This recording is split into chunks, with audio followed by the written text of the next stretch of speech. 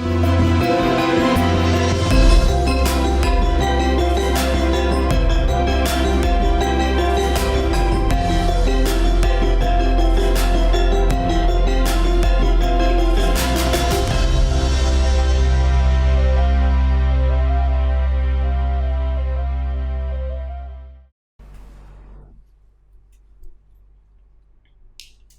Swastiastu.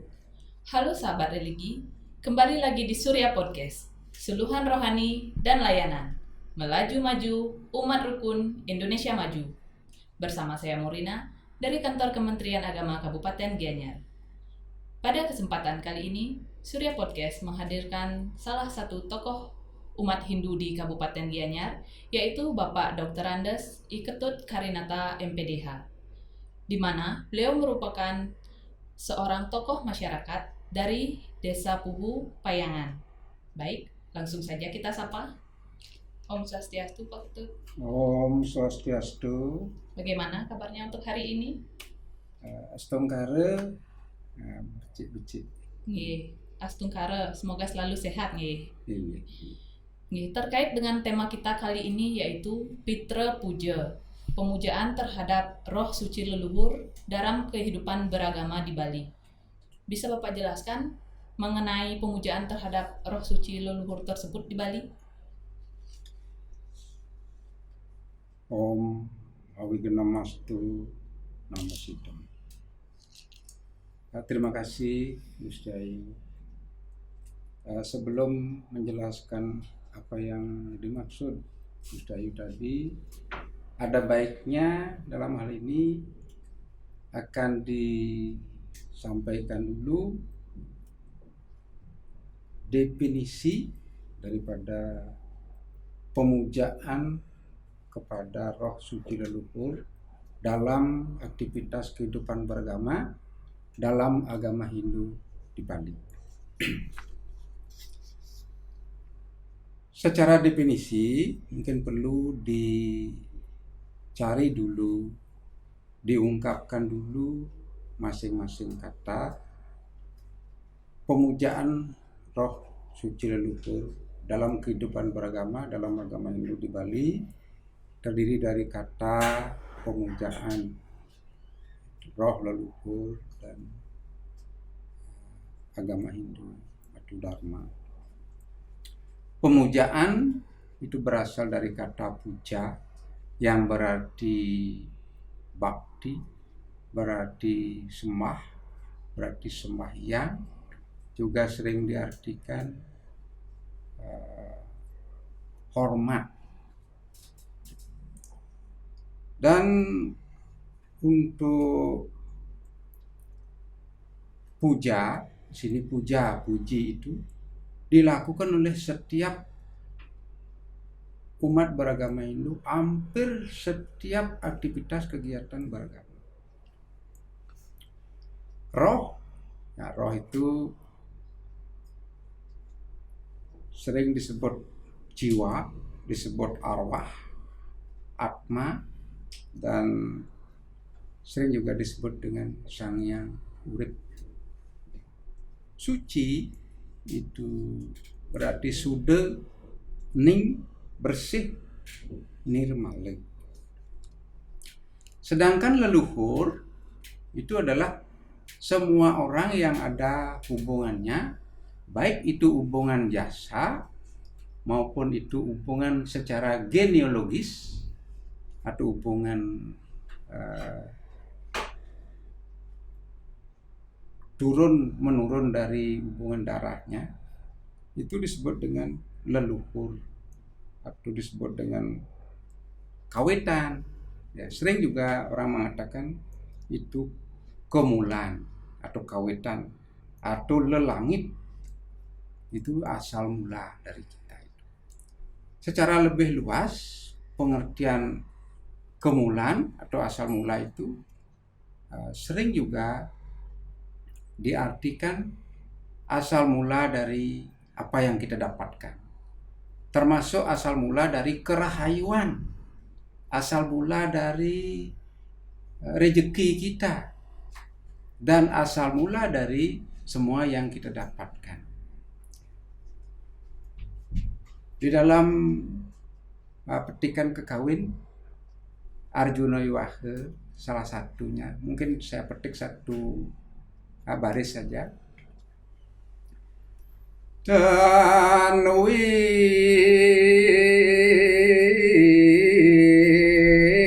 semerti sangkan nikang hayun teke. Dalam hal ini Sang Arjuna sehabis bertapa, dia permisi mempamit dari Gunung Indragila. Beliau tidak lupa dengan kawetannya, kerahayuan yang didapatkan di Gunung Indragila itu. Itu juga kawetan dari kerahayuannya itu. Kemulan dari anugerah yang didapatkan, yang diberikan oleh Bedasi. Jadi pengertian yang lebih luas kawetan itu, kemulan itu adalah apa yang kita dapatkan, dari mana asalnya, apa yang kita dapatkan itu semua adalah kemulan kita, kawetan kita. Selanjutnya agama Hindu di Bali. Jadi agama Hindu itu dalam pustaka suci disebut dengan Dharma. Dharma itu mempunyai arti yang banyak juga. Ada dharma yang berarti kewajiban. Ada dharma yang berarti hukum. Ada juga dharma yang berarti kebenaran. Ada juga yang mengartikan dharma itu adalah tugas. Ada juga yang mengatakan dharma itu adalah sifat alim bijaksana.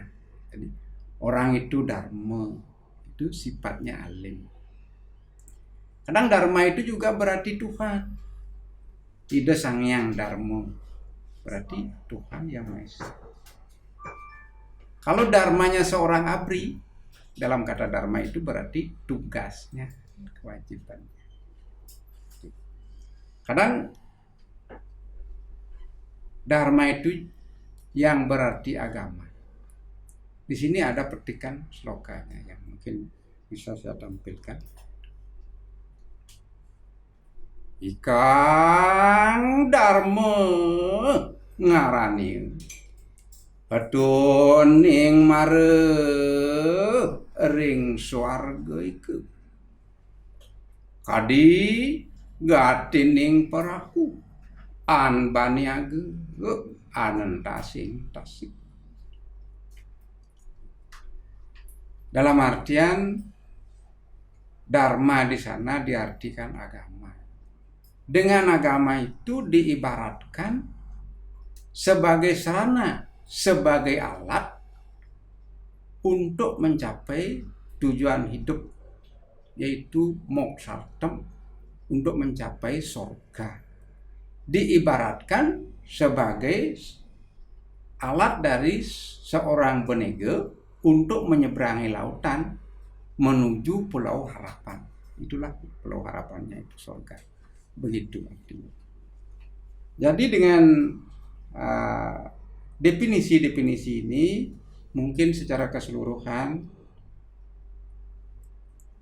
pemujaan roh suci leluhur dalam kehidupan beragama Hindu di Bali merupakan serangkaian peristiwa aktivitas yang dikaitkan dengan pemujaan, dengan persembahyangan, dengan penghormatan terhadap sumber-sumber kita, sumber kelahiran, sumber rezeki, dan sumber segalanya kepada kita itu.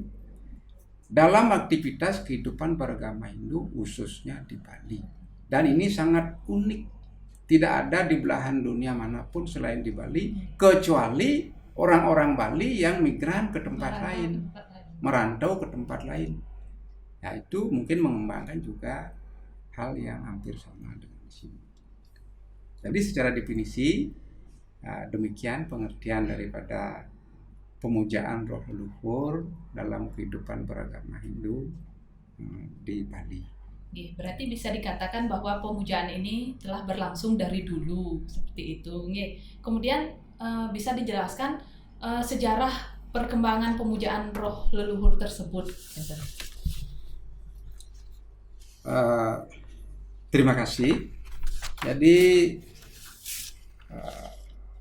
perkembangan pemujaan roh leluhur dalam agama Hindu, dalam aktivitas kehidupan beragama dalam agama Hindu di Bali ini yang ada saat ini itu merupakan perpaduan dari kepercayaan masyarakat pada zaman Megalitikum.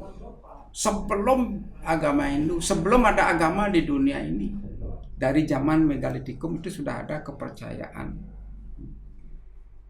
Untuk itu, perpaduan itu sekarang sampai saat ini masih berlangsung terus-menerus dan berkembang menjadi bagian dari aktivitas kehidupan beragama dalam agama Hindu di Bali. Nah, di sini akan saya tampilkan ya berdasarkan pengamatan, berdasarkan informasi-informasi baik itu yang tertulis dalam buku-buku agama Hindu maupun dalam lontar-lontar, dalam prasasti-prasasti, itu menunjukkan bahwa di Bali ini kepercayaan masyarakat yang telah berkembang sejak zaman Megalitikum itu setelah berpadu dengan keyakinan agama Hindu yang termuat dalam kitab-kitab suci. Jadi pemujaan roh suci leluhur yang telah berkembang di Bali ini sedemikian rupa dari zaman Megalitikum. Sudah itu berlanjut ke dalam zaman Bali kuno sebelum pengaruh Majapahit masuk ke Bali. Selanjutnya berkembang ke dalam zaman Bali setelah pengaruh Majapahit, berkembang terus-menerus berlanjut. Selanjutnya sampailah kepada zaman modern ini. Belum pernah putus-putus itu. Jadi berkembang terus dan bersinergi secara harmonis dengan ajaran agama Hindu. Berarti dari perkembangan tersebut ada bukti-buktinya, seperti yang dikatakan tadi, dari zaman Megalitikum, zaman Bali kuno, zaman Bali Majapahit sampai sekarang. Apakah nika wonten bukti-bukti? Semua, terima kasih. Dari bukti-bukti yang saya dapatkan ini dari zaman Megalitikum. Di Bali kita temukan banyak ada sarkofagus. Ya, di antaranya sarkofagus di sana termasuk ada yang di Banjar Selasih itu ada sarkofagus yang bentuknya sudah hampir sempurna itu menghadap sarkofagus itu menghadap ke bukit gunung yang terdekat. Jadi di sana ada konsep bahwa masyarakat percaya bahwa roh suci leluhur itu ada di tempat-tempat yang tinggi, termasuk di bukit, di gunung. Jadi konsep itu jelas sekali pada zaman Megalitikum ada. Nah, selanjutnya ada yang pernah saya kunjungi Pelinggih Madyo di Pura Mehu namanya, di daerah Kintamani Bangli itu, di desa Selulung Kintamani Bangli. Ada Pelinggih Madyo di sana dalam bentuk pundan berunak-unak. Jadi pundan berunak-unak itu zaman Megalitikum.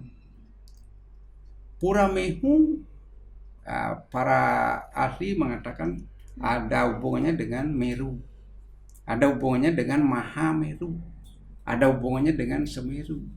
Itu identik dengan gunung. Jadi pundan berunak-unak itu pun bentuknya hampir sama dengan gunung, cuma sudah merupakan replika daripada.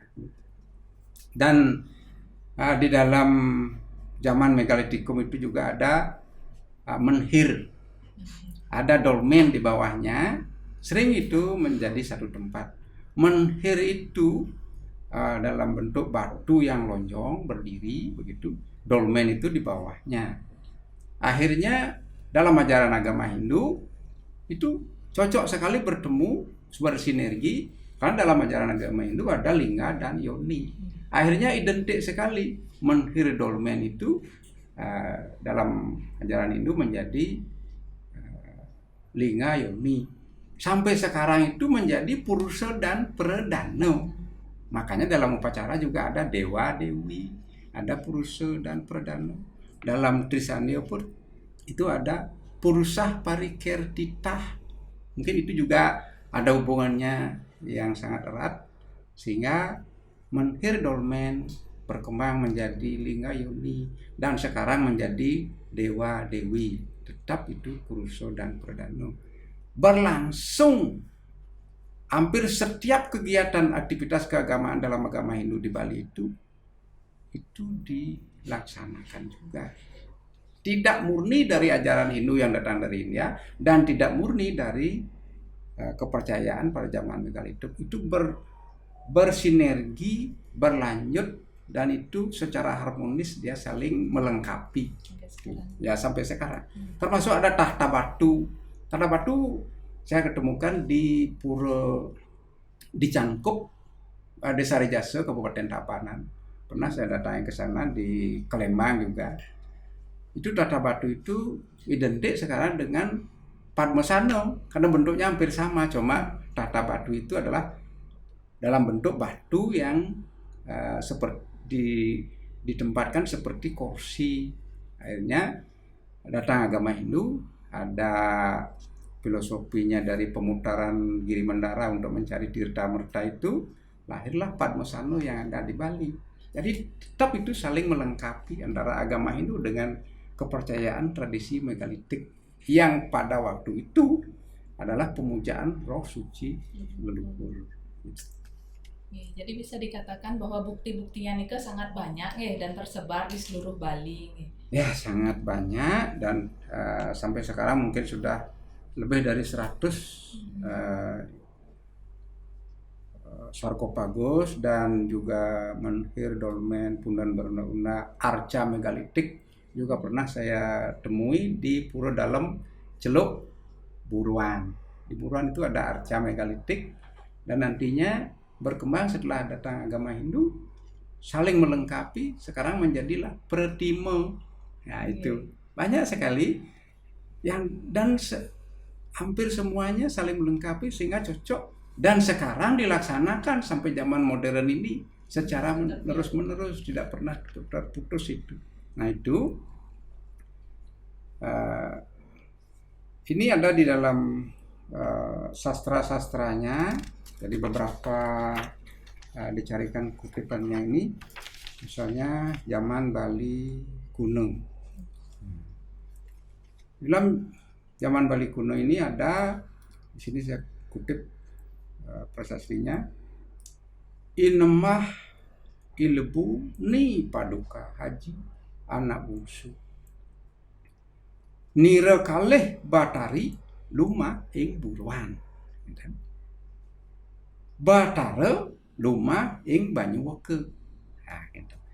Ini jelas pemujaan roh leluhur terhadap orang tua dari raja yang namanya anak bungsu. Yang di buruan itu adalah di Pura Dalam Kutri.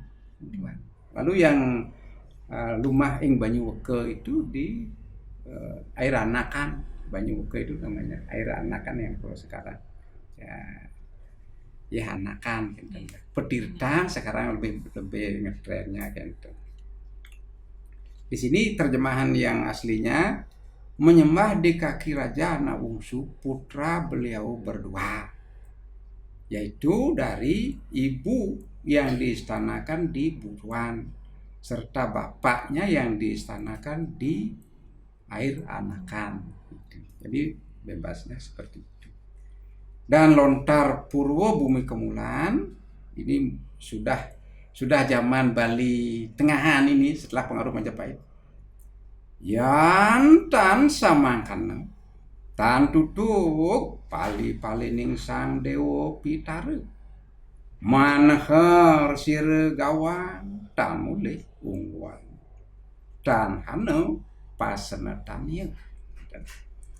Terjemahannya, kalau tidak demikian upacaranya belumlah disebut tuntas daripada Dewa Pitara itu. Dewa Pitara itu roh suci leluhur. Oleh karena itu, ia lalu lalang tidak dapat tempat dan tidak ada istananya. Itu dari Purwo Bumi Kemulan itu. Jadi cakal bakal dari adanya Sangah Kemulan di sana. Nah, selanjutnya di sini saya akan petikkan juga ada dari Empu Kuturan. Lian swadadianing wang saduluk wang sawandase kinon magawe panti kramu wang setengah bage ruang puluh hing saduluk ibu wangunani niste 10 hing saduluk sangar pertiwi wangunani ke muang kamulan pamanggalaning suan. Dan niki artinya lain lagi untuk kawitan. Ini kawitan. Jadi kemulan ini terkait dengan pelinggih yang ada di tempat-tempat pemujaan roh suci leluhur ini.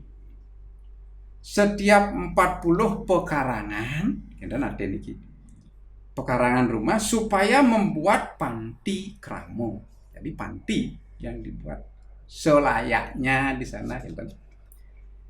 Adapun setengahnya 20 pekarangan rumah harus membangun paibon atau ibu. Sekurang-kurangnya setiap 10 pekarangan rumah supaya dibangun sangah pertiwi. Sangah pertiwi ini kepling ya, pertiwi bentuk. Ya. Sedangkan kemulan, nah sangah kemulan yang ada di masing-masing di Merajan, di Sangah, ya kan ada sangah kemulan adalah pelingih pada masing-masing pekarangan rumah. Jadi setiap pekarangan rumah layaknya menurut lontar Siwagamo niki supaya dibangun sangah kemulan. Dan jadi perkembangannya kalau dari yang paling kecil satu keluarga pekarangan kemulan. Kalau sudah 10 berkumpul-kumpul itu menjadi pertiwi wenang kebangun. Ya nampun 20 paibon atau dadio. Kalau 40 sudah puro panti kramo. Lebih besar lagi dalam warga itu ada puro kawitan, gitu. Di atas dari puro kawitan mungkin kalau di Besakih ada pedarman. Jadi pedarman di Besakih. Itu dalam pura yang besar pun tidak luput dari adanya pelinggih-pelinggih terhadap pemujaan roh leluhur. Dan sekarang pemujaan roh leluhur itu menyertai hampir setiap kegiatan aktivitas keagamaan ini. Karena di masing-masing keluarga sudah ada pemujaan roh leluhur itu di Kemulan. Yayah Reno Batara Guru itu Batara ini adalah roh suci leluhur yang sudah disucikan, sudah disetarakan dengan dewa yang namanya Dewa Pitra Pratista. Itu sudah setara, makanya linggihnya pun sama Kemulan itu. Kemulan itu linggih Dewa Brahma, Dewa Wisnu, dan Dewa Siwa. Tapi Kemulan itu juga linggih roh suci leluhur ide Batara Purusa, Batari Pradana, dan ide Batara Guru. Purusanya itu dari roh suci leluhur dari ayah yang laki-laki. Sudah itu kalau dari yang perempuan itu di selatan atau di kiri, dan di tengah itu ide Batara Guru, identik dengan ide Batara dengan Dewa Siwa. Itu jadi sudah setara, tempatnya pun sudah disamakan yang namanya Dewa Pitero Pratisto. Nah itu buktinya. Jadi setiap agama Hindu yang melakukan kegiatan aktivitas di Bali ini selalu ada kaitannya dengan pemujaan kepada roh suci leluhur. Itu.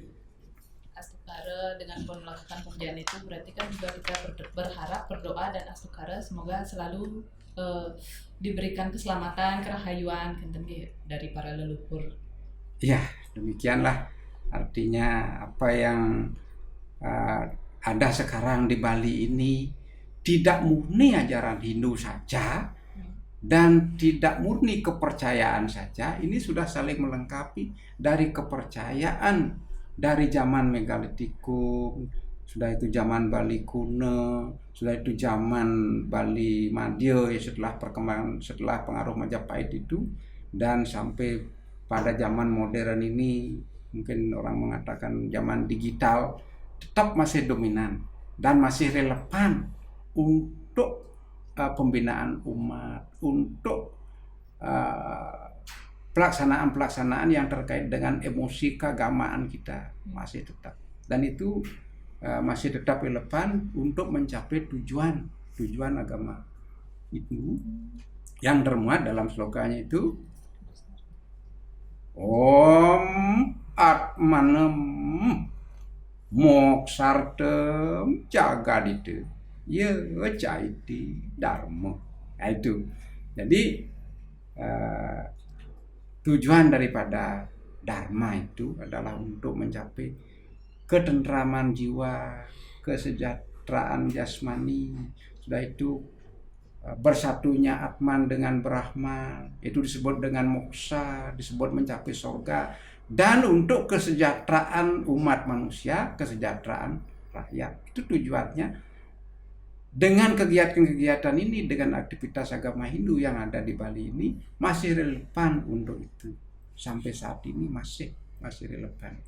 Oleh karena itu, kalau bisa dari saya sedikit, hendaknya kita masih tetap perlu melestarikan apa yang sudah diwariskan oleh leluhur kita, apa yang sudah kita warisi sampai saat ini, ribuan tahun yang lalu sampai saat ini sudah, bahkan megalitik itu puluhan ribu tahun yang lalu sampai saat ini masih relevan betul. Itu jangan sampai zaman digital, zaman modern ini malah kita merebut leluhur, malah kita mencari-cari leluhur ke sana ke sini, padahal leluhur sudah ada di Sangga Kemulan semua, sudah di dekat kita, jangan ke sana ke sini dicari. Nggih Bapak, terakhir sebagai penutup mungkin bisa diingatkan kembali mengenai konsepsi pemujaan terhadap roh leluhur tersebut di Bali. Terima kasih. Dari apa yang kita sudah sampaikan dan dari sumber-sumber dari lontar-lontar yang menyatakan bahwa kita di Bali ini ada suatu keharusan adanya pemujaan terhadap roh leluhur dengan keharusan mendirikan tempat-tempat suci yang khusus bagi leluhur yang akan dipujanya. Pemujaan terhadap Batara Hyang atau roh leluhur yang disucikan dilakukan di Sangga Kemulan. Itu yang paling dekat dengan kita. Jangan sampai itu di Sangga Kemulannya tidak pernah sembahyang, lalu mencari kemana, ke sana ke sini sampai kebablasan misalnya, karena itu dana termasuk fasilitas waktu itu. Setelah itu ada Sanggar Pertiwi 10 keluarga. Ada Paibon, ada setelah 20 keluarga. Itu sudah digariskan dalam lontar Siwogamu. Ada Panti, jadi 40. Ada Pedarman, dan sebagainya. Sedangkan ada masih Puro Kawetan, ada yang lain yang mungkin tidak tercover dalam pembicaraan ini. Mungkin masih ada juga gitu. Dan setelah ini dilakukan sedemikian rupa untuk dapat roh leluhur itu disamakan atau disetarakan dengan dewa, itu ada prosesnya. Ada upacara yang disebut dengan sawa wadano, ngaben. Ada upacara yang disebut dengan atma wadano, nyekah, memukur. Setelah itu ada upacara dewa pitra pratista yang disebut dengan ngelinggihan, termasuk ngentag linggih. Kalau sudah demikian upacaranya, roh suci leluhur itu sudah dianggap setara dengan dewa. Dewa Trimurti yang dimaksud Brahma, Wisnu, Siwa. Yaya, Reno, Betara, Guru. Nah, itu sama. Yeah. Terima kasih sudah mau berbagi dan hadir di Surya Podcast pada kesempatan kali ini. Semoga apa yang Bapak sampaikan dapat bermanfaat bagi masyarakat luas dan sahabat religi tentunya. Demikianlah Surya Podcast kita pada kesempatan kali ini. Saya meminta maaf apabila ada kesalahan, dan Surya Podcast kita kali ini saya tutup dengan Parama Santi. Om Santi, Santi, Santi. Om.